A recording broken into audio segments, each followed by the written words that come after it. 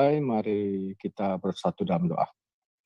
Dalam nama Bapa dan Putra dan Roh Kudus, Allah kami yang Esa. Amin. Bapa Sorgawi yang kami kenal melalui firman-Mu yang telah menjadi manusia demi keselamatan kami, Tuhan Yesus Kristus, Juru Selamat kami dan Allah kami yang hidup. Kami naikkan syukur kami ya Tuhan untuk segala kebaikan-Mu yang telah Engkau nyatakan di dalam setiap kehidupan kami. Ya Bapa, Engkau berkati Pak Gracia dengan hikmat-Mu dan Roh-Mu yang kudus mengurapi beliau, agar sabda dan kebenaran-Mu dapat kami mengerti dengan baik. Kami juga serahkan keluarga Pak Gracia ke dalam tangan kasih-Mu.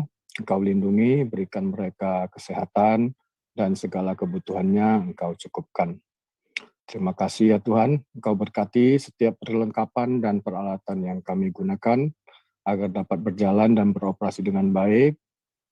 Terpujilah namamu, Raja Sorgawi, penolong kami, roh kebenaran yang hadir dimanapun, dan yang memenuhi segala sesuatu, segala yang baik, pemberi hidup. Ajarilah kami, dan selamatkanlah jiwa kami. Kami tahu ya Tuhan, ucapan syukur kami dan doa kami jauh dari sempurna, kiranya Engkau mengasihani segala kelemahan kami. Dan berkatilah kerajaan-Mu, Bapa, Putra, dan Roh Kudus, sekarang, selalu, dan sepanjang segala abad. Kami mulai sesi ini dan kami alaskan doa dan ucapan syukur kami hanya di dalam nama Tuhan Yesus Kristus, Immanuel. Amin. Silakan dimulai Pak Gracia.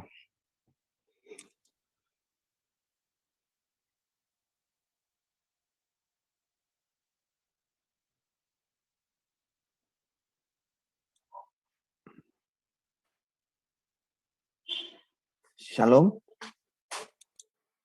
Ini yang ke-21 ya, tapi kok saya di dalam PPT saya kok PPT yang ke-20. Oke lah, anggap aja 21 ya. Oke. Iya, Pak. Terima kasih saudara-saudara pemirsa. Ini kelanjutan dari materi minggu lalu bahwa hipostasis atau keberadaan ilahi yang ada di dalam Allah itu yang memiliki kesadaran, yang memiliki niat, kehendak, memiliki perasaan yang diterjemahkan dalam bahasa Latin personae. Itu kemarin sudah dijelaskan bahwa di dalam Allah itu ada hipostasis atau pribadi-pribadi Allah yang semuanya terikat di dalam satu entitas, satu wujud Allah yang esa, satu substansi. Nah, sekarang kita melihat seluruh Alkitab yang lainnya melengkapi penjelasan materi minggu lalu bahwa kesatuan hipostasis tidak membuat hipostasis itu seakan-akan menjadi lebur sehingga mereka antara Bapa dan Anak dan Roh Kudus itu sekedar sinonim. Tidak. Kesatuan dan ketidakterpisahan hipostasis di dalam Allah yang esa itu suatu kepastian, tapi ciri khas dan perbedaan di antara hipostasis itu tetap harus kita lihat karena memang Alkitab menyatakan seperti itu. Yuk kita lihat kemarin minggu lalu ini kan kita udah belajar bahwa hipostasis di dalam Allah itu merupakan suatu kesatuan. Kesatuan di dalam substansi Allah.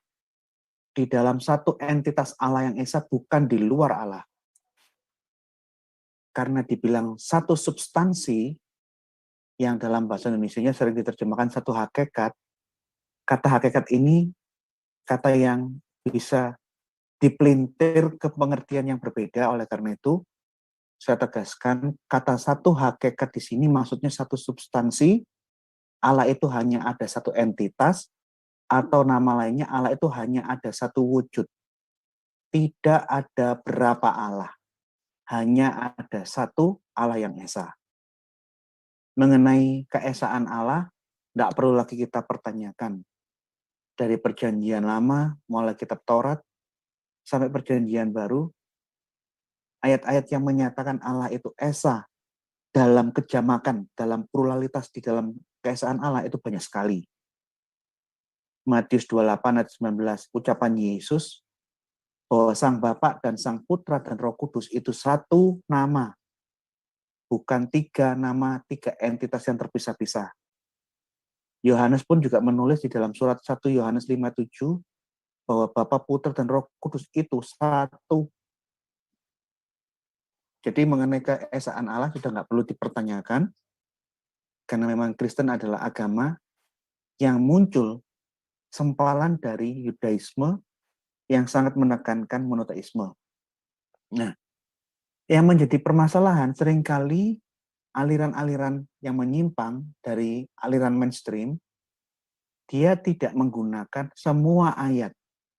Dia hanya pilih-pilih ayat yang menyatakan Allah itu esa, antara yang satu ini tidak terpisahkan, kesatuan, kesamaan, di dalam satu hakikat, di dalam satu wujud mereka tunjukkan. Tapi ayat-ayat Alkitab yang menyatakan perbedaan antara hipostasis, entah kenapa dengan sengaja mereka tutupi dan mereka tidak tunjukkan. Yang malam ini saya akan tunjukkan. Hipostasis keberadaan Sang Bapa sebagai Allah yang esa dengan keberadaan firman-Nya Sang Putra yang ada di dalam Bapa dan dengan keberadaan Roh Kudus, Roh Allah, Roh Bapa yang ada di dalam Allah. Itu bisa dibedakan, tidak sama, namun mereka tidak terpisahkan. Dengan tepat, Bapak-Bapak gereja sudah memberikan suatu rumusan, una substansia. Allah itu hanya ada satu wujud, hanya ada satu entitas. Tapi di dalam una substansia, di dalam satu substansi itu, terdapat tri personae. Ada tiga keberadaan yang dinamis, yang organis, yang memiliki kesadaran dan perasaan di dalam una substansia. Di mana pribadi-pribadi, ini terjemahan dalam bahasa Latin, tiga hipostasis Bapa, Putra, dan Roh Kudus itu diskresi, bisa dibedakan. Yang mana firman-Nya Allah, yang mana hayatnya Allah bisa dibedakan. Yang mana wujudnya Allah yang esa bisa dibedakan. Tapi antara wujud Allah yang esa dengan firman Allah yang kekal di dalam wujud Allah dan Roh Kudus, Roh Allah yang satu di dalam wujud Allah, ini non separati, tidak terpisahkan. Jadi kalau kita hanya menekankan kesamaan, kesatuan, dan ketidakterpisahan, tapi kita mengabaikan dan menghindari penjelasan mengenai mereka itu tetap berbeda, inilah pangkal dari kekeliruan aliran-aliran yang made in Amerika, aliran-aliran modern, aliran-aliran sesat yang barusan muncul 100-200 tahun yang lalu. Oleh karena itu, di dalam doktrin Tritunggal yang diimani seluruh aliran Kristen, bukan kelompok karismatik saja, bukan kelompok Yohanes Pantekostal, kan ini kan kelompok sektor sendiri, punya doktrinnya sendiri-sendiri. Doktrin Tritunggal ini diimani secara general, baik seluruh gereja ortodok oriental, ortodok timur, diimani seluruh gereja Katolik, baik ritus Latin maupun ritus Timur. Gereja-gereja Katolik yang di Timur Tengah itu ritus Timur banyak. Juga diimani semua gereja-gereja reformasi. Diimani oleh pecahan-pecahan Katolik seperti Anglikan atau pecahan Anglikan, Wesleyan. Termasuk diimani mayoritas gereja-gereja Pentakosta dan karismatik. Bahwa Bapa, Putra, Roh Kudus ini berbeda, namun mereka satu Allah yang esa. Mengenai penekanan ini sudah berkali-kali saya ulang-ulang. Saya cuma mengambil dua nama, karena ini beda. Yang satu dari Barat, Dionysius dari Roma, yang mengatakan, jikalau Bapa, Putra, dan Roh Kudus, jikalau Allah yang esa dan firman-Nya dan rohnya Allah itu bisa dipisah-pisah, buang saja Tritunggal macam itu di tempat sampah.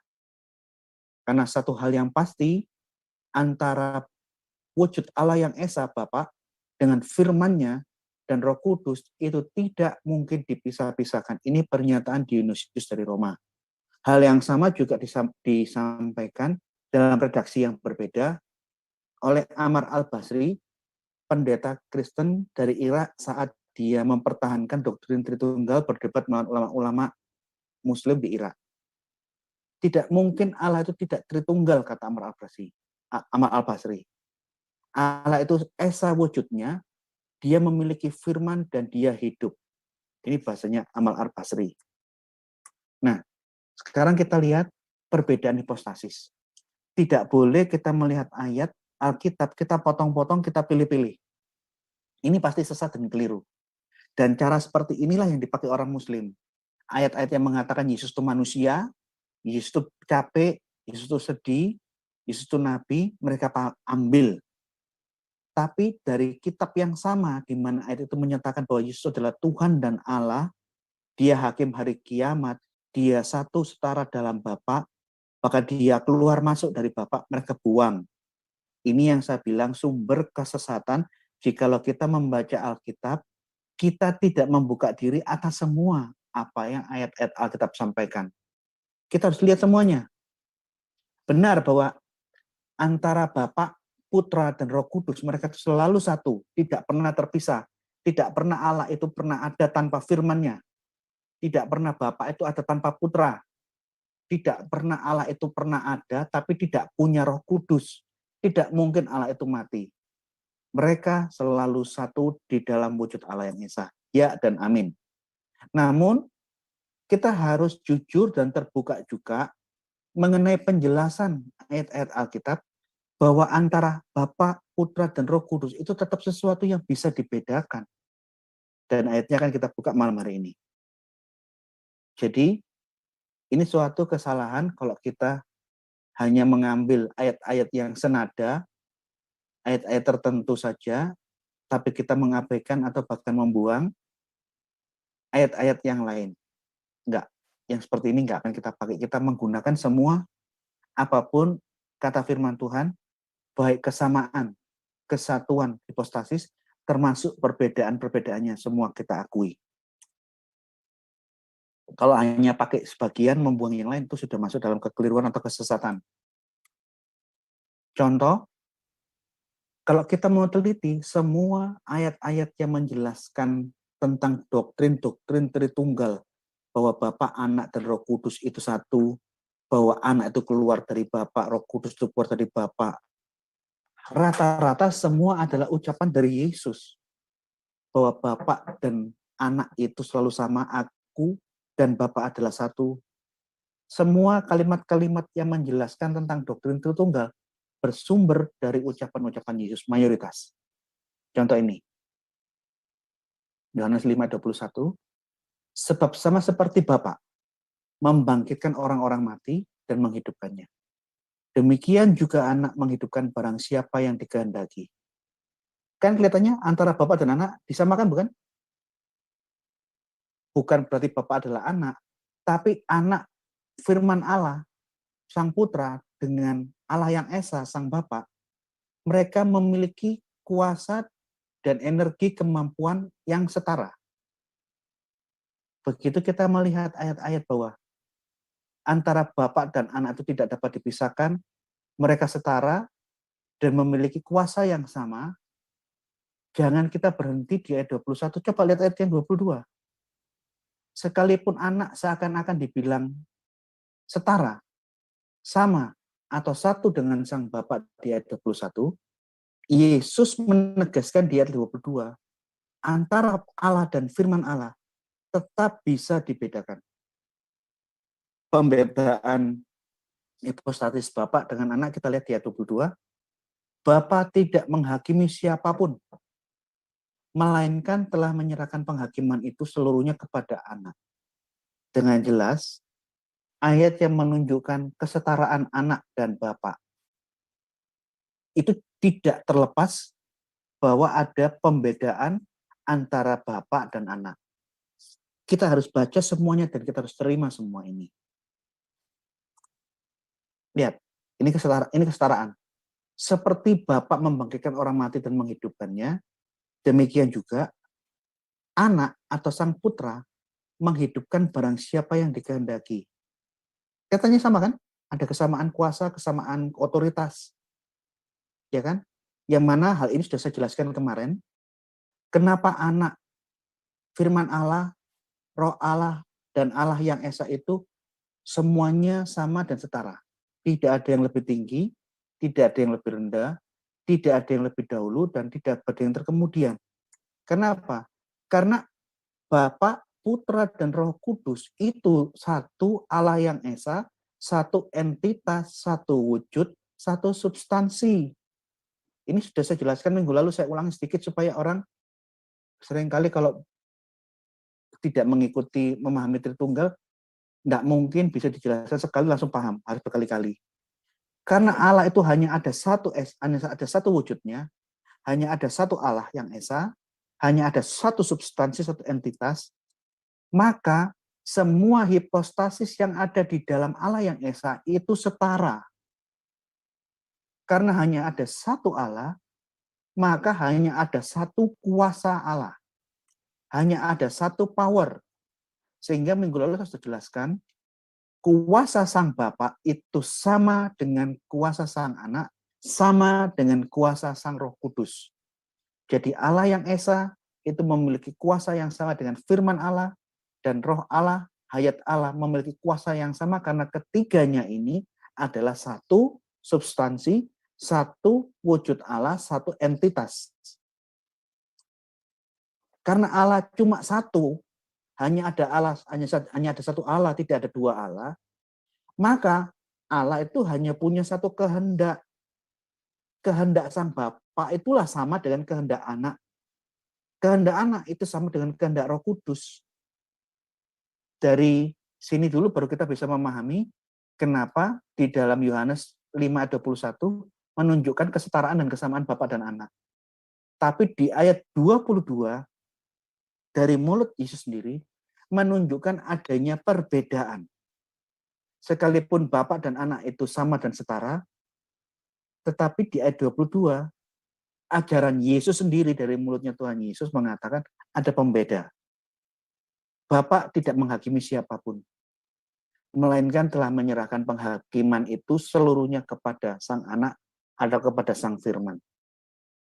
Di sini jelas bahwa hipostasis Bapa dengan nyata, dengan tegas dibedakan dengan Sang Anak oleh Tuhan Yesus. Jadi, kalau ada yang mengatakan bahwa Bapa adalah Putra, keliru. Bapa tidak terpisahkan dari Sang Putra, iya. Allah tidak pernah terpisahkan dari Sang Firman, iya. Tapi apakah Allah adalah Firman? Sang Bapa adalah Sang Firman? Tidak. Jadi, kalau mengatakan bahwa Bapa itu adalah Yesus, Firman Allah adalah Yesus, itu omong kosong dan itu keliru. Kalau ayat di atas diterjemahkan dalam metode oneness atau Yesus only, maka kira-kiranya jadi menggelikan. Yesus tidak menghakimi siapapun, melainkan telah menyerahkan penghakiman itu seluruhnya kepada Yesus. Ini kan suatu alat yang goblok ini. Ini menggelikan banget. Ini menggelikan banget. Dan kalau kita menggunakan logikanya kelompok Oneness Pentakostal, bahwa Bapa adalah Yesus, Anak adalah Yesus, Firman Allah adalah Yesus, Roh Kudus adalah Yesus, Anda akan temukan banyak contoh-contoh yang menggelikan semacam ini di sepanjang ayat Alkitab. Jadi ayat Alkitab tidak bisa dibaca dengan kacamata Oneness karena itu memang sesat dan tidak sesuai dengan teks Alkitab. Persamaan dan perbedaan. Hipostasis Anak dan Roh Kudus. Persamaan bukan nanti disamakan, tapi kesetaraan maksudnya. Di dalam Alkitab ini bukan persamaannya, kesetaraan maksudnya. Firman Allah dan Roh Kudus dua-dua di dalam Alkitab disebut dengan bahasa yang sama. Firman Allah atau Yesus dan Roh Kudus disebut di dalam Alkitab sebagai Parakletos. Sama-sama dibilang Parakletos. Yesus adalah Parakletos kita. Teknia mo tauta grape umin iname amar tete kai eantis amarte Parakleton exomen proston patera. Parakleton exomen proston patera. Iesun Kriston dikaion. Hai anak-anakku, hal ini kutuliskan kepada kamu, supaya kamu jangan berbuat dosa. Namun jika seseorang berbuat dosa, eantis amarte, kita memiliki seorang pengantara kepada Bapa. Parakleton exomen proston patera. Kita memiliki seorang pengantara, parakletos, exomen proston patera, Ieson Kriston dikaion, yaitu Yesus Kristus yang adil. Yesus, kata Alkitab, adalah parakletos kita kepada Bapa sebagai pengantara. Roh Kudus juga disebut dengan cara yang sama, dengan istilah yang sama. Bahwa Roh Kudus juga parakletos. Otan DLT ho parakletos hon ego pempo umin paratou patros. Jikalau penghibur, otan di elon elit LT ho parakletos. Jikalau penghibur yang akan kuutus dari Bapa datang, yaitu tu pneumates alteias, roh kebenaran yang keluar dari Bapa. Roh kebenaran yang keluar dari Bapa. Jadi parakletos, roh kudus, roh kebenaran ini keluar dari Bapa, menggunakan kata parakletos yang sama dengan Yesus. Roh Kudus dan Yesus juga disebut dengan bahasa yang sama, sama-sama parakletos. Namun, pembedaan antara parakletos yang satu dengan yang lain tetap kita harus perhatikan, karena memang dari ucapan Yesus sendiri, dia yang mengajarkan, sekalipun aku ini parakletos dan Roh Kudus adalah parakletos, Roh Kudus adalah parakletos yang lain. Coba lihat, kita harus jujur dengan semua ayat-ayat Alkitab.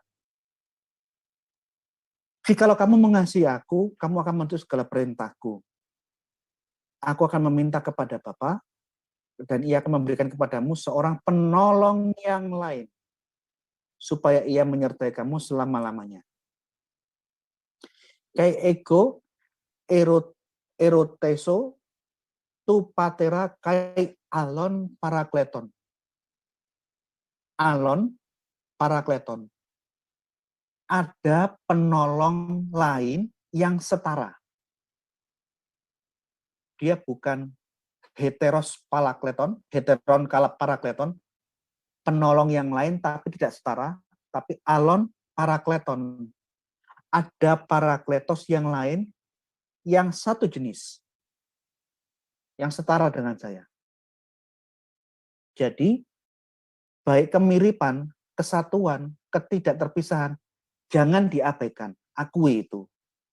Tetapi pembeda antara yang satu dengan yang lain dalam hipostasis harus juga kita akui.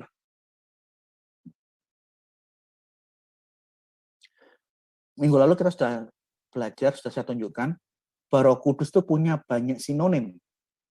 Roh Kudus dibilang rohnya Allah, roh Allah itu sendiri, roh anak, roh Yesus, roh Kristus, penghibur. Itu sinonimnya Roh Kudus. Tapi bukan berarti dalam pengertian Islam, Roh Kudus adalah malaikat Jibril, tidak. Roh Kudus dibilang sebagai rohnya Allah, roh Bapa, roh Anak, roh Yesus, roh Kristus. Karena Roh Kudus adalah daya hidup, hayatnya Allah yang menghidupkan baik Bapa dan Anak. Kalau Roh Kudus tidak ada dalam Trinitas, maka Allah menjadi Allah yang mati, firman Allah menjadi tidak eksis. Itulah sebabnya dikatakan Roh Kudus adalah rohnya Bapa, roh Allah, roh Yesus, roh Kristus. Bukan berarti Yesus adalah Roh Kudus atau Roh Kudus adalah Yesus, bukan. Apalagi Roh Kudus adalah malaikat Jibril seperti ajaran Islam. Ini ngawur. Roh Kudus adalah Jibril itu hanya ada di dalam Quran, di dalam tafsir-tafsir Quran. Tapi di dalam iman Kristen, Roh Kudus, roh yang dapat dikatakan kudus sesungguhnya hanyalah roh Allah, bukan ciptaan seperti malaikat Jibril. Ini konsep yang harus dipahami oleh orang-orang Muslim yang sedang belajar doktrin kekristenan. Ada istilah yang sama, tapi maknanya di dalam dunia Islam itu berbeda dengan dunia Kristen. Tadi kita sudah baca ayatnya dikatakan bahwa Roh Kudus, hayatnya Allah, itu diutus oleh Yesus. Hanya orang yang percaya Yesus, yang minta kepada Yesus, yang berhak menerima Roh Kudus. Roh Kudus bukan sesuatu yang dapat diterima oleh siapa saja. Tidak. Setelah Yesus naik ke surga, dia sudah berjanji, aku tidak akan meninggalkan kamu sebagai yatim piatu, aku akan memberikan penolong yang lain. Roh Kudus hanya diberikan kepada manusia yang mau menerima karya keselamatan di dalam Yesus. Sehingga yang sudah diselamatkan oleh pengorbanan Yesus, dituntun oleh rohnya Allah untuk hidup di dalam segala kebenaran dan kekudusan. Ini hanya eksklusif diberikan kepada siapa yang percaya kepada Yesus. Jikalau penghibur yang akan kuutus,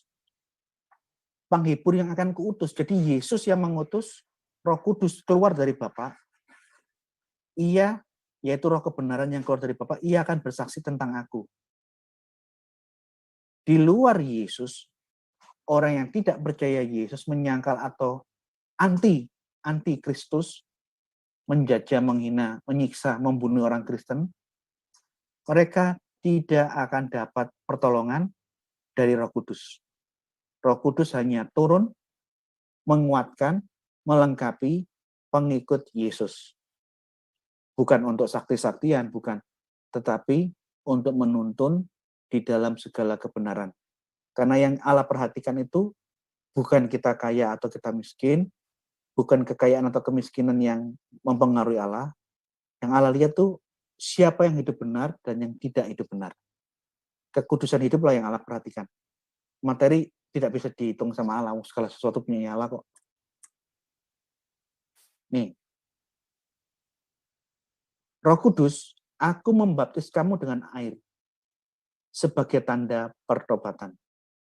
Tetapi ia, maksudnya Yesus, kata Yohanes, tetapi ia yang akan datang kemudian daripadaku, lebih berkuasa daripadaku, dan aku, Yohanes Pembaptis, tidak layak melepaskan kasutnya. Ia, maksudnya Yesus, yang akan membaptis kamu dengan Roh Kudus dan dengan api. Hanya Yesuslah yang bisa mengutus, membaptis kita dengan Roh Kudus dan dengan api. Apa maksudnya Yesus membaptis dengan Roh Kudus?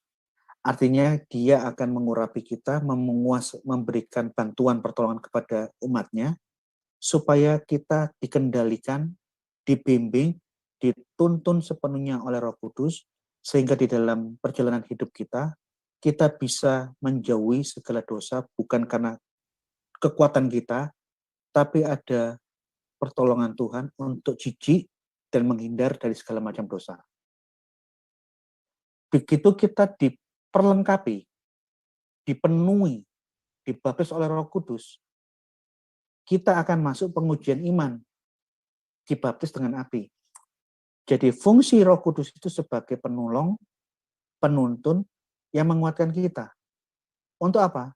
Supaya iman pengharapan kita di dalam Yesus, sebagai murid-murid Yesus, sebagai orang yang siap memikul salib, diuji dengan api di dalam pemurnian dan pengujian iman kita bisa teduh, bisa tetap kuat dan tegar, karena kita tidak menghadapinya dengan kekuatan kita sendiri, namun dengan kepenuhan Roh Kudus. Kenapa? Karena kita sudah dibaptis oleh Roh Kudus. Nah, kita sudah lihat perbedaan, jelas ada perbedaan antara sang Bapak dengan sang anak. Bapak nggak menghakimi siapapun, tetapi menyerahkan sepenuhnya penghakiman kepada anak. Ini berbeda. Ada pembedaan antara anak dan Roh Kudus. Roh Kudus adalah penolong yang lain. Artinya, dia sesuatu yang lain namun setara. Ya kan? Nah, sekarang fungsi Roh Kudus apa? Kenapa di saat Yesus kembali ke dalam kemuliaannya, setelah dia menyelesaikan tugas utama untuk menyelamatkan manusia dengan mengorbankan dirinya yang tak berdosa sebagai korban tebusan sekali untuk selamanya, begitu dia naik ke surga, kembali kepada kemuliaannya, di hadapan banyak saksi mata, kenapa dia mengutus Roh Kudus? Karena Roh Kudus ini sangat-sangat penting. Roh Kudus memiliki fungsi yang sangat-sangat penting. Kita tidak bisa seperti rasul-rasul yang ketemu langsung dengan Yesus, bercakap-cakap, karena kita sudah zaman yang berbeda. Karena kita sudah bukan hidup di zaman para rasul, fungsi Roh Kudus yang akan bekerja. Ingat, salah satu fungsi Roh Kudus yang terpenting adalah ia akan mengajar dan mengingatkan. Tetapi penghibur, yaitu Roh Kudus, yang akan diutus oleh Bapa dalam nama Aku, dialah yang akan mengajarkan segala sesuatu kepadamu dan akan mengingatkan kamu akan semua yang telah Kukatakan kepadamu. Ingat, mengajar dan mengingatkan segala sesuatu yang telah Yesus sudah katakan. Artinya apa? Murid-murid sudah diajar oleh Yesus tentang firman Tuhan yang benar. Di saat Yesus berangkat naik ke surga, kembali ke kemuliaannya sebelum dia turun ke dunia, Roh Kudus yang akan mengingatkan tentang apa yang sudah diajarkan oleh Yesus. Jadi dari sini apa? Menekankan buat kita semua, kita harus belajar firman Tuhan yang baik dan yang benar. Jangan asal-asalan. Jangan pilih-pilih ayat. Pelajari semua ayat yang mengatakan bahwa Bapa, Putra, Roh Kudus itu Esa, satu, tidak terpisah. Ya dan amin. Tetapi ayat-ayat yang menyatakan ada perbedaan antara Bapa, Anak, dan Roh Kudus juga harus kita terima. Jadi kalau kita nggak belajar firman Tuhan, yang mau diingatkan apa? Karena Roh Kudus tugasnya mengingatkan kita akan semua yang telah Yesus katakan kepada kita. Loh, kita sendiri nggak pernah belajar. Terus yang mau diingatkan Roh Kudus apa? Mustahil. Mustahil ada orang yang tidak pernah belajar Alkitab dengan baik, bisa dipenuhi Roh Kudus dan mengerti Alkitab dengan baik. Orang yang tidak pernah belajar tidak akan pernah diingatkan, karena Roh Kudus fungsinya hanya mengingatkan. Kita sudah belajar, Roh Kudus mengingatkan kembali. Ini loh, oh iya. Ini loh, jangan lupa, oh iya. Jadi kalau kita nggak pernah belajar, Roh Kudus tidak berfungsi, apa yang mau diingatkan?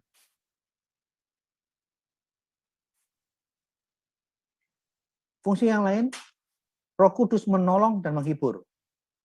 Ini ciri-ciri suatu pribadi. Oleh karena itu kalau kita ngomong pribadi, ingat, pengertiannya adalah, ini kata lain hipostasis. Sesuatu yang ada di dalam Allah yang dinamis dan organis, yang memiliki kehendak dan bisa beraktivitas. Itulah ciri-ciri pribadi. Selama beberapa waktu, jemaat di seluruh Yudea, Galilea, dan Samaria berada dalam keadaan damai. Jemaat itu dibangun dan hidup dalam takut akan Tuhan. Jumlahnya makin bertambah besar oleh pertolongan dan penghiburan Roh Kudus. Roh Kudus bisa menolong dan memberikan penghiburan. Ini salah satu fungsi Roh Kudus. Roh Kudus juga punya fungsi yang lain. Dia, kalau kita izinkan masuk, menguasai, menolong kita, mengendalikan kita, dia akan membantu kita mematikan hawa nafsu, keinginan-keinginan daging jasmani kita. Sebab jika kamu hidup menurut daging, kamu malah mati. Kalau kita hidup dengan menuruti hawa nafsu jasmani, kamu akan mati. Tetapi jika kita hidup oleh Roh, dipimpin, dikendalikan oleh Roh, kamu mematikan perbuatan-perbuatan tubuhmu. Hawa nafsu, kecemaran badani, keinginan-keinginan daging, itu akan dimatikan. Di saat kita mematikan perbuatan-perbuatan daging, malah di saat itulah kita akan hidup. Jadi, kalau ada yang masih berbuat dosa, sama seperti saya juga masih berbuat dosa, ingat ya, kita memerlukan Roh Kudus untuk menuntun kita, supaya kita dengan sendirinya, dari dalam hati kita, menolak dan tidak menginginkan dosa. Kalau tanpa Roh Kudus, kita menghindari dosa itu dengan kekuatan sendiri. Ya ampun, aku kepingin tapi enggak. Jadi ada kayak semacam tarik ulur berdasarkan kemampuan diri kita sendiri. Tapi kalau kita hidup di dalam Roh Kudus, tidak seperti itu. Kekudusan Allah yang ada di dalam hati dan pikiran kita, yang merubah pola pikir kita, merubah niat kita, merubah karakter kita, sehingga kita melihat yang dosa, kita jijik. Bukan karena kemampuan, tapi otomatis kita risih dengan yang tidak benar. Dan ini hanya bisa dikerjakan oleh Roh Kudus. Kalau nggak punya Roh Kudus, kita akan menghadapi berbagai macam cobaan dan godaan iblis dengan kekuatan kita. Dan saya pastikan yang melawan godaan iblis dengan kekuatan sendiri tanpa tuntunan Roh Kudus, saya pastikan kamu pasti gagal total. Gagal total, jangan sombong. Jangan sombong, saya mampu melawan semua godaan iblis dengan kekuatan saya. Jangan sombong, jangan sombong. Salah satu fungsi Roh Kudus, dia menyucikan kita. Karena kekudusan Allah ada di dalam kita, dia membuat kita terbiasa di dalam kebenaran dan kekudusan. Sedikit demi sedikit tuh dia, Roh Kudus membersihkan kita, menyucikan kita. Fungsi Roh Kudus menyucikan, dapat kita baca di Roma 15:16. Yaitu bahwa aku boleh menjadi pelayan Kristus bagi bangsa-bangsa bukan Yahudi dalam pelayanan pemberitaan Injil Allah, supaya bangsa-bangsa bukan Yahudi dapat diterima oleh Allah sebagai persembahan yang berkenan kepadanya, yang disucikan oleh Roh Kudus. Roh Kudus punya kuasa menyucikan. Tanpa Roh Kudus, kita akan masuk saling berebut dalam ketamakan, saling sikut-sikutan untuk memperoleh kekuasaan, keinginan-keinginan dunia, dan roh pemecah belah. Nih, mereka adalah pemecah belah yang dikuasai oleh hanya keinginan-keinginan dunia ini, dan yang hidup tanpa Roh Kudus. Ayatnya bisa dibalik. Kalau kita hidup tanpa Roh Kudus, kita hanya menjadi pemecah belah yang saling sikut-sikutan untuk memperoleh kekuasaan, harta, kekayaan, dan kita hanya saling kejar-kejaran memperoleh dan memuaskan diri kita dengan keinginan-keinginan dunia ini. Itu semua akan terjadi kalau kita hidup tanpa Roh Kudus. Ini kalau ayatnya saya balik. Fungsi yang lain, kuasa untuk menginjil. Ini bukan kuasa untuk hebat-hebatan, bukan. Kuasa untuk menginjil. Tuhan memberikan kuasa di saat kita mengabarkan Injil, mengajak orang untuk menemukan kebenaran. Roh Kuduslah yang memberikan kuasa, kemampuan kita untuk bisa mengabarkan kabar baik dan membuat banyak orang bisa bertobat. Ingat ya, kuasa Roh Kudus itu bukan untuk sakti-saktian. Sekalipun banyak orang yang penuh dengan Roh Kudus, orangnya terkesan sakti. Tapi itu bukan seperti semacam kayak yoni atau semacam ilmu, enggak. Ilmu kebatinan bukan. Kuasa Roh Kudus itu kuasa untuk menginjil. Tetapi kamu akan menerima kuasa kalau Roh Kudus turun ke atas kamu. Kalau Roh Kudus turun ke atas kita, kita menerima suatu kuasa. Terus kuasanya untuk apa? Begitu Roh Kudus, rohnya Allah, turun memenuhi hidup kita, terus ngapain?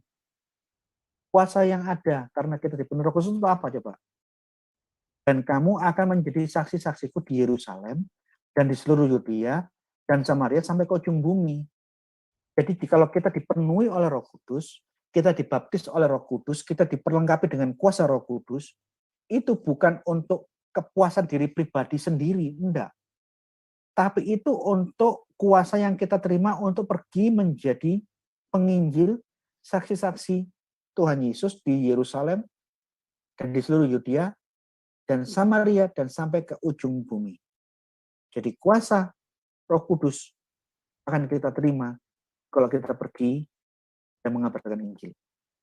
Itulah sebabnya kalau kita baca buku-buku rohani, para penginjil-penginjil seringkali memberikan catatan kesaksian, banyak sekali mujizat yang aneh-aneh Tuhan genapi di saat mereka mengabarkan Injil.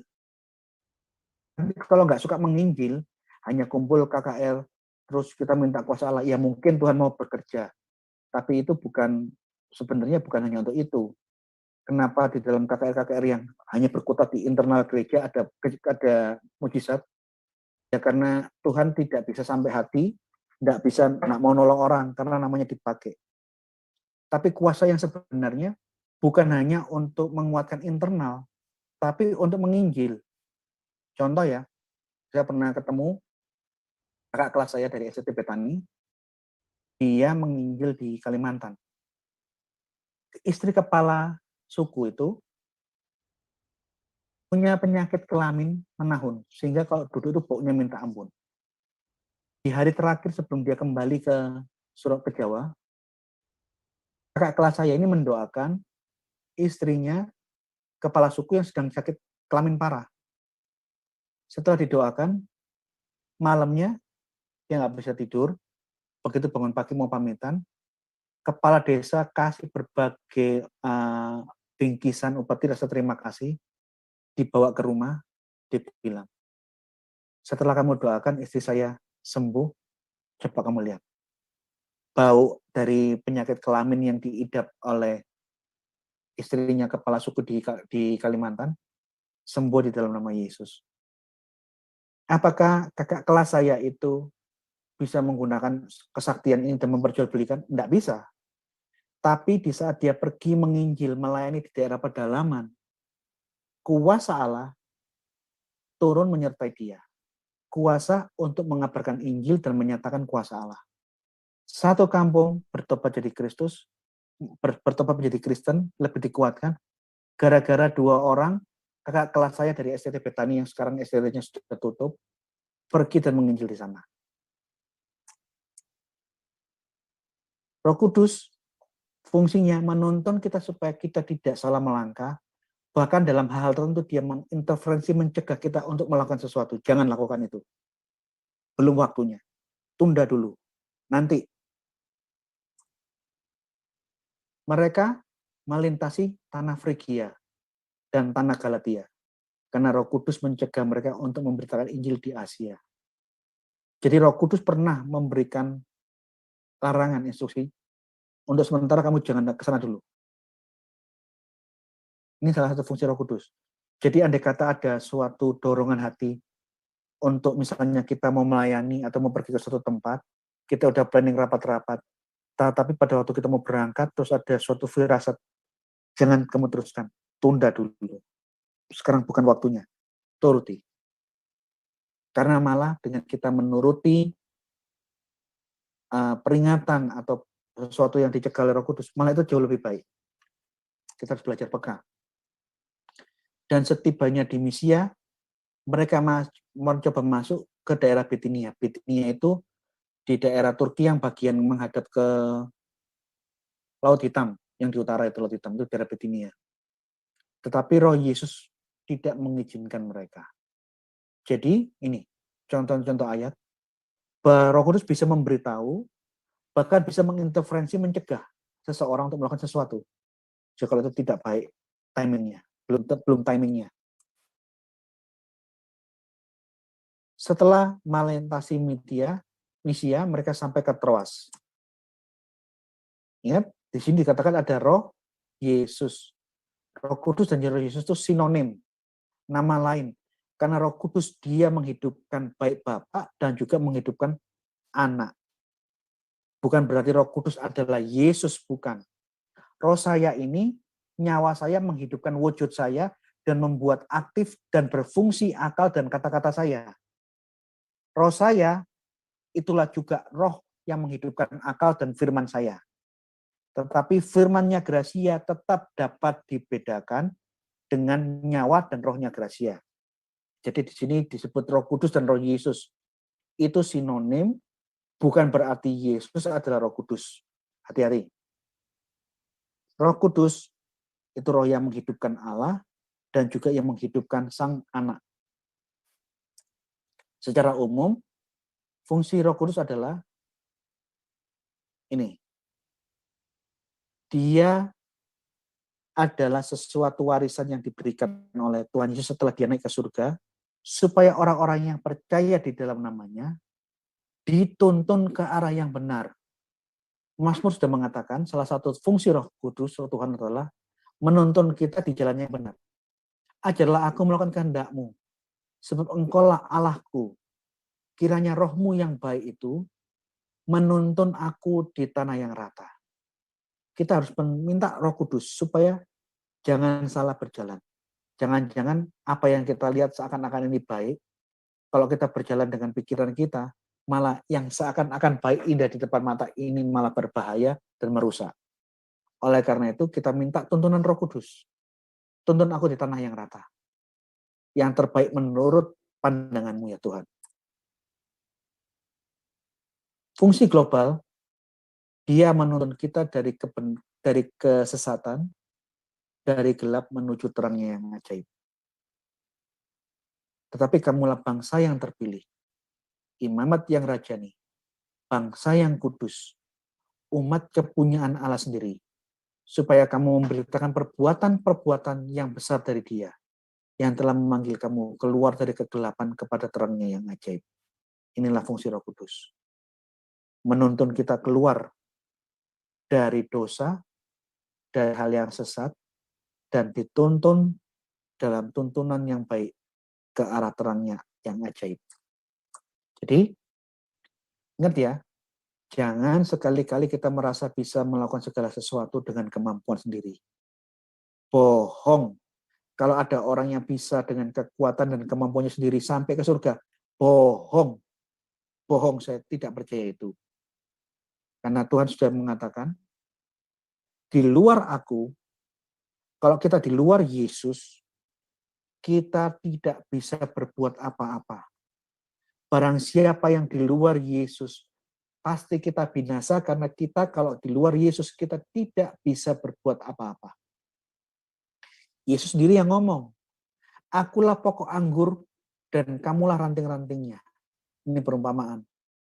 Aku adalah pohon, pokoknya anggur yang utama, kita semua adalah ranting-rantingnya.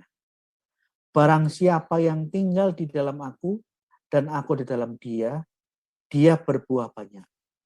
Sebab di luar Yesus, di luar aku, kita semua tidak dapat berbuat apa-apa. Jangan coba-coba kita melakukan segala sesuatu yang terkecil tanpa doa, tanpa mohon pertolongan Tuhan. Oleh sebab itu, setiap kali saya mau online, saya minta tolong para pendoa-pendoa sahabat mendoakan saya. Kenapa yang saya sampaikan ini tidak mampu saya lakukan kalau Tuhan tidak sertai. Di luar Yesus kita tidak bisa berbuat apa-apa. Camkan ini baik-baik. Tuhan, aku akan meminta kepada Bapa dan Ia akan memberikan kepada kita penolong yang lain yang sepadan, Alon Parakleton, supaya Dia menyertai kita semua sampai selama-lamanya. Menuntun untuk hidup yang benar di dalam kebenaran dan kekudusan, yaitu roh kebenaran. Dia menyertai kita selama-lamanya, roh kebenaran, supaya kita hidup benar. Dunia tidak dapat menerima dia, karena dunia ini kotor dan bejat. Sebab dunia tidak melihat dia, dan tidak mengenal dia. Tetapi kamu mengenal dia, sebab dia menyertai kamu, dan akan diam di dalam kamu. Hanya orang yang percaya Yesus yang akan menerima Roh Kudus akan menyertai kita, dan dia akan diam di dalam kita, mengendalikan dan mengontrol semua hidup kita. Sehingga kita bisa hidup di dalam kebenaran dan kekudusan. Aku tidak akan meninggalkan kamu sebagai yatim piatu. Aku akan kembali kepadamu. Amin. Tuhan Yesus memberkati. Terima kasih Pak Gracia atas pengajaran hari ini, sangat terberkati kita semua. Baik teman-teman, sebelum memasuki sesi tanya jawab, seperti biasa jangan lupa BPJS-nya. Berkati pelayanan kami dengan jempol dan subscribe-nya ya. Pada channel Linyo Manis dan channel-channel yang ikut merelay sesi pengajaran malam hari ini. Di antaranya ada hari ini ada Jakom Channel, Teolog Kontekstual, Scott Orang Indonesia, Kanuru Klik, Batu Penjuru, Juginsu, broadcast, Juginsu official channel, dan juga masih banyak dirilai oleh channel-channel pengajaran Kristen lainnya yang tidak kita bacakan satu persatu. Untuk yang terbeban memberkati pelayanan Pak Gracia, kami sertakan nomor rekening beliau di kolom chat dan deskripsi. Jangan lupa juga selalu kita ingatkan untuk merepost, meresend, atau mungkin mentranslate ke bahasa lain dan send ke orang-orang yang membutuhkan agar semuanya menjadi berkat. Pesan kami, jangan lelah bekerja di ladangnya Tuhan, ada yang menanam, ada yang menabur, ada yang menuai. Tugas kita hanya sebagai pemberita kabar sukacita. Kita tidak pernah tahu kapan dan di mana seberapa banyak orang-orang akan diinsafkan oleh Roh Kudus. Kata Pak Gracia tadi, bukan karena saktinya kita. Itu adalah semua pekerjaan Roh Kudus, ya. Bagi yang berkenan ya untuk bergabung bersama dengan kami, bisa di link.id atau lynk.id/Keluarga Iman Rasuli, satu aplikasi untuk semua, dan juga bisa di aplikasi Telegram di t.me/Keluarga Iman Rasuli. Terima kasih semua teman-teman, kita masuk ke sesi selanjutnya, sesi tanya jawab. Silakan dibacakan pertanyaannya, Bro Scott. Baik, terima kasih Pak, terima kasih admin. Ya, di sini ada beberapa pertanyaan yang telah diajukan. Pertama, Salom Pak Gracia mau bertanya, bagaimana? Ini pertanyaan dari Pak Deml ya. Salam Pak Gracia, saya mau bertanya, bagaimana caranya memahami dwi natur Yesus Kristus sebagai firman dan di sisi lain sebagai manusia? Maksud saya kesatuannya. Terima kasih Pak. Oke. Untuk memahami dwi natur Yesus itu mungkin kita memerlukan analogi, yang mana analogi ini hanya sebagai alat bantu, tapi ya tetap tidak bisa menggambarkan yang sempurna. Allah dan manusia tidak bisa melebur. Jadi konsep manunggaling kawula Gusti yang diajarkan Syekh Siti Jenar, bersatunya manusia melebur dengan roh Allah, itu tidak pernah diimani orang Kristen. Yang ilahi tetap terpisah dan terbedakan dengan yang insani. Namun karena Yesus adalah Sang Firman yang menjadi manusia, dalam wujud dia turun ke dunia, berinkarnasi sebagai manusia anaknya Maria, serentak yang menjadi cikal bakal Yesus anaknya Maria adalah firman Allah yang kekal, yang menciptakan segala sesuatu, maka dua keberadaan unik ini antara keilahian Yesus sebagai Sang Firman yang satu dengan Bapa, dengan wujud nuzulnya, dalam wujud inkarnasinya, kemanusiaan Yesus ini, bersatu, tak terpisahkan, tapi tidak melebur. Dan untuk menggambarkan tentang perbedaan kodrat ilahi yang satu tanpa terpisahkan, tapi tidak terjadi peleburan, itu salah satu ilustrasinya Bapak bisa bayangkan, besi dibakar sampai pijar, bukan hanya merah sampai kuning. Sekarang pertanyaannya, besi yang membara sampai kuning, merah terus naik terus sampai kuning, itu apakah besi atau apakah itu api? Kalau katakan itu hanya besi, coba pegangan kalau nggak percaya. Apa yang disentuh di dalam api yang sudah besi yang membara, misalnya gear kita bakar, kita sepuh sampai berwarna merah dan kuning, Anda tempelkan kertas, dia akan terbakar. Kita kasih bensin, dia akan menyala. Tapi pertanyaannya, apakah itu api? Enggak, wong itu adalah besi yang membara. Di dalam analogi ini, besi yang membara itu ada dua hal yang berbeda, tetapi menyatu. Antara panas, kalor, dengan materinya sebagai besi yang sedang dibakar, itu dua hal yang berbeda, tapi dia berada di dalam satu keadaan yang sama. Ini kira-kira analogi yang bisa saya sampaikan. Terima kasih Pak Gracia. Pertanyaan berikut Pak, ini dari Pak Revis. Shalom Pak Gracia, saya ingin bertanya, bagaimana korelasi peranan Roh Kudus dalam memberikan hikmat untuk berkata-kata dan pengetahuan yang dimiliki oleh si manusia itu sendiri dari hasil belajar secara mandiri? Apakah Pak Gracia memiliki pengalaman seperti ini? Kalau boleh diceritakan, saya sangat berterima kasih. Tuhan Yesus memberkati. Ingat Silakan. ya, ayat Alkitab mengatakan iman timbul dari pendengaran dan pendengaran akan firman. Jadi nasihat-nasihat Roh Kudus itu akan berfungsi kalau kita banyak membaca firman Allah. Kalau kita banyak membaca buku filsafat, kita pinter di aspek yang lain. Tetapi kalau kita ngomong tentang korelasi Roh Kudus dan perilaku Kristiani, kita tidak bisa memisahkan firman Allah, Alkitab, untuk kita baca setiap hari. Nanti dari banyaknya firman Allah yang kita baca, andai kata kita mengalami suatu masalah, Anda atau saya, di saat kita hendak mengambil keputusan apa yang saya lakukan, itu bisa bertarung antara emosi kita secara daging. Namun, jika ada Roh Kudus di dalam diri kita, mungkin dia bisa mencegah kita dan mengingatkan ayat-ayat firman Tuhan. Supaya di dalam pengambilan keputusan kita tidak terbawa emosi kita sebagai manusia, tetapi Roh Kudus mengingatkan, ingat ayat ini. Kamu hadapi mereka dengan cara ini. Ini ayatnya.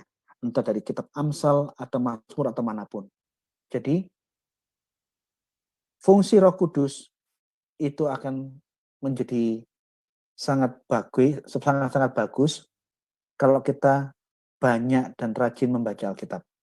Karena salah satu fungsi Roh Kudus, kata Yesus, dia mengingatkan kita akan segala sesuatu yang telah kuajarkan kepadamu. Atas semua pengajaran-pengajaran Yesus, itu yang akan diingatkan oleh Roh Kudus. Jadi kalau kita banyak membaca buku yang lain, itu kepintaran. Kita memiliki informasi yang lain. Tetapi kalau hikmat Allah, itu kita dapat jika kita rajin membaca Alkitab. Bisa juga di dalam kasus tertentu, Roh Kudus bisa membantu kita menuntun bagaimana kita menjawab. Itu pernah terjadi. Saya sudah pernah saksikan kan? Pertama kali saya berdebat lawan Muslim dengan Menahem Ali dan Ustadz Mas'ud, saya pernah ditanya mengenai Yesus itu kan Tuhan. Tuhan kok makan? Kalau makan kan tentu pernah berak. Jelaskan kepada saya yang Muslim ini, katanya Ustadz Mas'ud, Tuhan yang ngising, Tuhan yang berak itu Tuhan seperti apa? Seumur hidup saya tidak pernah memikirkan pertanyaan semacam ini. Ini pertanyaan yang diucapkan oleh ustadz-ustadz Muslim polemikus dengan tendensi menghina dan mengejek-ngejek iman Kristen. Nah, namun karena saya pernah membaca banyak buku-buku perbandingan agama tentang dua sifat Al-Quran, saya menjawabnya tiba-tiba dengan otomatis. Kemungkinan itu juga karena kuasa Roh Kudus. Apa yang saya baca, saya bisa menyampaikan pertanyaan yang baru pertama kali saya dengar dengan bijaksana dan tenang. Saya menceritakan tentang seorang kiai yang bawa Al-Quran. Dia berantem sama istrinya, sehingga dia jengkel, dia pergi, dia kesandung, Qurannya jatuh ke got. Begitu Quran jatuh ke got, dia takut, dia angkat, dia bawa masuk ke masjid. Sampai di masjid, murid-muridnya sudah nunggu untuk belajar ngaji, Qurannya dibersihkan, tapi dijemur karena basah, dia ngajar pakai Quran yang lain. Setelah dia ngajar ngaji, dia pulang. Qurannya ditaruh ke rumah. Begitu dia taruh di rak lemarinya, istrinya marah-marah. Berantem lagi lah mereka. Nah, karena istrinya meninggalkan masakan dengan emosi dan berkelahi lagi sama suaminya, rumahnya kebakar. Setelah rumah kebakar hancur, Quran yang firman Allah itu, yang kekal, yang khair al-makhluk katanya Muslim, tinggal sepertiga. 70%-nya jadi abu, sepertiganya ini jadi arang. Terus saya tanya di dalam Universitas Muhammadiyah Gresik itu. Sekarang saya tanya, apakah kalian umat Muslim meyakini 100% bahwa Al-Quran adalah firman Allah yang kekal? Nggih. Sekarang saya tanya, di saat sang kiai jatuh, kesandung, sehingga dia jatuh dan Qur'annya terlepas dari tangannya masuk ke got, apakah firman Allah yang kekal juga ikut busuk baunya karena masuk ke got? Cuma diam. Bukankah Quran kan kekal? Dia satu dengan Allah. Lah kok bisa jatuh? Kok bisa bau? Apakah firman Allah yang di surga itu bisa bau? Terus saya katakan, setahu saya yang jatuh adalah wujud nusulnya sang firman dalam bentuk buku. Tapi firman Allah di dalam iman Islam tidak bisa diperlakukan secara fisik. Tolong koreksi saya. Terus kemudian bagaimana di saat rumahnya kebakar dan Quran terbakar tinggal sepertiga? Akankah firman-Nya Allah di surga itu menjadi gosong-gosong hancur semua karena kebakar? Bukankah Quran kan kekal? Nah, yang terbakar apanya? Yang terbakar adalah fisik turunnya sang firman di dunia. Fisiknya Quran yang terbakar. Menurut sepengetahuan saya, tolong koreksi kalau saya salah, saya ngomong di Universitas Muhammadiyah, firman Allah yang khatim biljad tidak bisa diperlakukan secara fisik. Nah, pertanyaannya sekarang begini. Jika kalau kalian bisa mengimani dua sifat Quran, dia benar-benar ilahi kekal, sekaligus dia benar-benar temporal, dia benar-benar kalam nafsi, juga sekaligus kalam lafdi, kamu bisa percaya 100% firman nuzul menjadi buku, kenapa kamu mempertanyakan firman turun menjadi manusia? Saya selesaikan menjawab. Saya menjawab seperti ini Anda bisa lihat di rekaman-rekaman debat saya dengan Ustadz Mas'ud dan Menaim Ali di internet. Saya bisa menjawab dengan tiba-tiba. Ini yang dimaksud dengan contoh pribadi. Di saat kita diperhadapkan dalam satu kondisi yang memerlukan kita untuk menyatakan kebenaran iman kita, Roh Kudus bisa memberikan kita hikmat untuk berkata-kata. Bukan untuk berolok-olok atau memfitnah yang lain, enggak. Hanya memberikan komparasi. Kamu lo percaya firman nuzul jadi buku. Kenapa kamu bingung? Firman nuzul menjadi manusia. Kamu lo yakin bahwa Quran itu wujud nusulnya, kertasnya ini benar-benar temporal, ciptaan, bisa sobek, bisa dibakar. Tapi bersamaan dengan itu, di dalam Al-Quran itu terkandung kalamullah yang bilzat, yang kekal, firman Allah yang bukan ciptaan. Dua sifat ini bisa kamu percayai untuk Al-Quran. Kenapa kamu tidak bisa menerima, memahami kodrat ganda Yesus yang sama seperti imanmu terhadap Al-Quran? Nah, kira-kira begitu. Terima kasih Pak Gracia. Masih ada 2 pertanyaan lagi sebelum ada pertanyaan yang lain ya dari Bapak Ibu. Pertanyaan berikut adalah, ini saya bacakan, Pak Gracia Pelo, apakah berbahasa roh itu wajib ya dimiliki sebagai manifestasi Roh Kudus? Terima kasih Pak. Tidak wajib. Bahasa roh itu kan karunia. Yang mau dikasih ya silakan, yang nggak dapat ya silakan. Apalagi dalam bahasa roh, di dalam aturannya Alkitab, dia tidak boleh dipakai di dalam pertemuan jemaat kalau tidak ada yang menafsirkannya. Jadi kalau masuk di dalam ibadah umum, kalau tidak ada yang menafsirkannya, lebih baik kamu diam, kata Rasul Paulus. Karena lebih baik bernubuat, bisa didengarkan orang banyak, kita paham, daripada kita ngomong banyak, tapi nggak ada yang ngerti maksudnya. Bukan berarti saya menolak bahasa roh.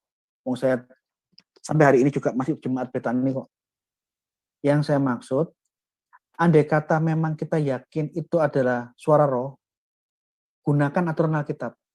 Masuk kamarmu, kunci pintumu, jangan ketahuan orang, biarkan kamu dan Allah yang tahu akan apa yang kamu doakan. Tapi kalau kita masuk ke dalam pertemuan jemaat, gunakan ayat Alkitab, jangan aturanmu sendiri. Kita ngomong segala macam, tapi nggak ada yang ngerti, gunanya untuk apa? Apa gunanya coba? Alkitab sudah melarang. Kalau dalam pertemuan jemaat, jangan berbahasa roh kalau tidak ada yang menafsirkan. Ini sudah aturan Alkitab. Bukan berarti saya menolak. Saya hanya ingin mengatakan balik ke aturan Alkitab. Karena kalau kita ngomong bahasa roh yang asli, itu adalah karunia di dalam berkomunikasi yang pernah Tuhan turunkan, Tuhan perbuat di konteks abad pertama. Karena waktu itu sangat sulit untuk melakukan transliterasi, translate dalam satu perkataan. Perkataan ini secara mujizat dalam berkomunikasi bisa diterima oleh suku apapun, ras apapun di dalam bahasa yang sama yang mereka mengerti. Nah, mujizat ini kita imani itu tercatat di dalam Alkitab. Tapi apakah yang seperti ini terjadi di saat sekarang? Kok saya belum pernah ketemu. Jadi kira-kira ini jawaban saya. Berbahasa roh itu adalah karunia. Bisa diterima oleh siapapun dan bisa juga ada orang yang tidak menerima. Dan penggunaannya gunakan dengan bijaksana. Kalau Anda merasa itu yakin bahasa roh itu dari Tuhan, masuk kamarmu, kunciin, dan jangan orang lain dengar. Tapi kalau masuk di dalam pertemuan ibadah, pertemuan jemaat, jangan langgar firman Tuhan. Lebih baik bernubuat daripada berbahasa roh. Jangan berbahasa roh di pertemuan ibadah kalau tidak ada yang menafsirkannya. Terima kasih. Terima kasih Pak. Ada pertanyaan berikut ini Pak. Ini terutama ditanyakan oleh teman-teman Muslim, ini biasanya pertanyaan ini. Pada waktu Tuhan Allah meniupkan rohnya, apakah itu Roh Kudus atau Roh Adam, Pak? Itu pertanyaannya, Pak. Terima kasih, Pak. Bagaimana kita menjelaskan itu, Pak? Pada waktu Allah meniupkan roh, itu Allah itu memberikan kehidupan maksudnya. Tidak dimaknai seperti pola pikirnya orang Muslim. Di saat Allah memberikan kehidupan, ada kehidupan sang makhluk, bukan kehidupannya Allah sendiri. Jadi jangan sampai mengatakan seperti yang polemikus Muslim mengatakan, saya adalah Roh Kudus. Kenapa? Saya kan diciptakan dari Roh Kudus. Roh Kudus ada di dalam saya. Terus dia menyamakan diri bahwa mereka sama dengan salah satu hipostasis Tritunggal. Ya terlalu jauh lah. Karena Roh Kudus, makhluk-makhluk yang ada di alam bisa hidup. Itu karena kuasa Roh Kudus. Tetapi kehidupan makhluk-makhluk itu bukan berarti dia adalah Roh Kudus, bukan. Dia dihidupkan oleh kuasa Roh Kudus. Kira-kira begitu, Pak. Ya, terima kasih Pak. Itu saja pertanyaan yang berhubungan dengan topik kita malam ini. Pertanyaan hanya sampai di situ saja. Saya kembalikan kepada admin. Terima kasih. Terima kasih Pak Gracia atas jawabannya. Terima kasih Bro Scott atas bacaan pertanyaannya. Kita tutup sesi malam hari ini. Saya undang Pak Pastor Valerino untuk menutupnya dalam doa. Baik, mari kita satu di dalam doa, kita berdoa. Bapa kami yang ada dalam kerajaan surga, kami berterima kasih untuk kesempatan kembali bagi kami semua untuk kami belajar. Dan malam hari ini kami bersyukur Engkau memakai Pak Gracia Pelo untuk mengajar kami semua, dan pertolongan-Mu Roh Kudus kami rasakan. Dan kami percaya setiap perkataan yang sudah kami dengar itu berasal dari Engkau saja. Kami bersyukur. Dan Engkau memberkati Pak Gracia Pelo dalam pelayanan selanjutnya. Engkau tahu apa yang sedang dia doakan, yang sedang dia gumuli, bahkan hal-hal untuk di kemudian hari. Bapa yang baik, kami tahu Engkau yang akan membawa dia lebih lagi promosi dari Engkau, dan Engkau akan memberikan segala kesempatan bagi Pak Gracia Pelo untuk apa yang menjadi kerinduannya itu akan tercapai. Dan kami tahu apa yang dia rindukan itu untuk kemuliaan Engkau saja, Tuhan Yesus. Kami tahu dan kami percaya Engkau akan terus mengirimkan orang-orang yang mendukung, orang-orang yang mensupport. Bahkan kami memberkati semua para pendoa yang ada di belakang dari Pak Gracia Pelo.